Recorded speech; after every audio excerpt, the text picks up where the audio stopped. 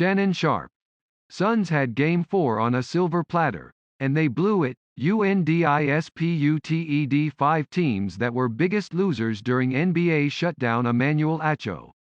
I trust Giannis over Chris Paul in Game 4 of the NBA Finals. Speak for yourself, Wright.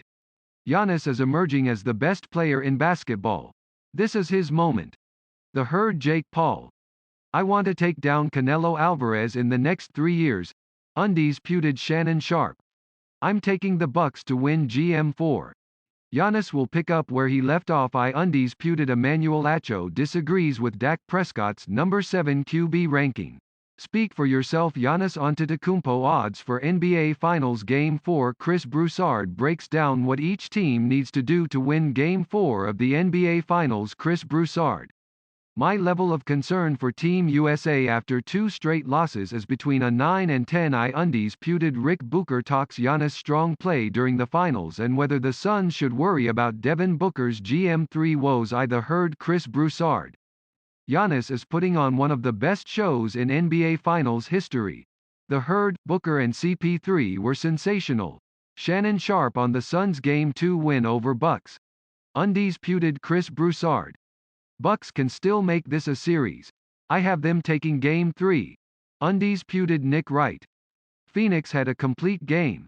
The Bucks were a one-man show. First things first, Bucks are not as good with Giannis as the centerpiece. Skip Bayless on Milwaukee's Game 2 loss to Suns. Undisputed with the NCAA facing pressure from Congress, the courts and increasingly from its own constituents to reform its role in the day-to-day management of college sports. President Mark Emmert on Thursday proposed a smaller governance role for the NCAA in which the decision-making power on a large swath of issues gets delegated to conferences and schools, or even a reimagined structure where certain sports are managed separately. Load error. For decades, 50 years or more, the tendency has been that anytime there's an issue or concern, it's been moved up to a national rule, Emmert told a small group of reporters.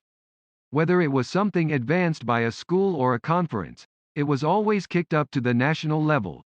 I'm confident we need to reconsider delegation of a lot of things that are now done at the national level. It should only be at that level if it's the only place it can get done.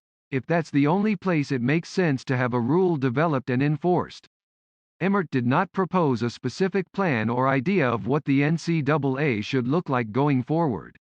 Instead, he broadly characterized this moment of change swirling around the association as an opportunity to reposition its role over the next several decades. It arrives at a time when college athletes can now make money off their name, image and likeness, and in an environment where the NCAA could be an even bigger target of antitrust litigation following its recent unanimous Supreme Court loss in the Alston versus NCAA case, which affirmed a lower court's ruling that the NCAA could not restrict education-related benefits offered to athletes.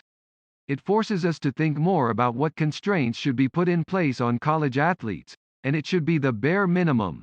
Those that are essential at a national level. Those that are essential for the continuation of sport and making it work well, Emmert said. It allows a complete rethink of a whole lot of policies. Though Emmert acknowledged that he viewed this conversation as the start of a multi-year process, he said he believes college presidents are motivated to act with urgency because they are tired of the narrative that college athletics has become an exploitative enterprise and want to refocus on the opportunities sports provide, which now include the possibility of college athletes cashing in on their notoriety through endorsement deals. I think people are ready to embrace that in pretty fundamental ways and show that's what higher education is about, he said. Though Emmert didn't say this explicitly, it seems the NCAA could be headed toward a new future in which it is responsible primarily for playing rules and running its championship events, while leaving a significant swath of the most contentious issues to be dealt with either sport by sport or among the conference commissioners. In a sense, it's an admission that the NCAA's Big Tent structure, in which more than 1,200 members of different ambitions, sizes and financial wherewithal all play by the same rules, may no longer be the most efficient way to run things in this new environment, where name, image and likeness only exacerbate the differences between the issues that high-profile and lower-profile institutions have to deal with. Emmert even brought up the idea of a federated model, similar to the U.S. Olympic Committee, where each sport is managed by its own national governing body. We have had this tendency to be as homogeneous as we can in treating every sport identically, and that doesn't work. He said, "We need to say field hockey is different from football and not get so hung up on having everything be the same." In a sense, college athletics has already begun to move toward this model with the college football playoff, which is not under the NCAA purview but has concentrated the majority of the revenue associated with college sports into the hands of the 130 schools in the Football Bowl subdivision. At the same time, Emmert said a reimagining of the NCAA's divisional structure could help encourage more schools to participate in non-revenue sports at a higher level and enhance the role of colleges in feeding the Olympic movement.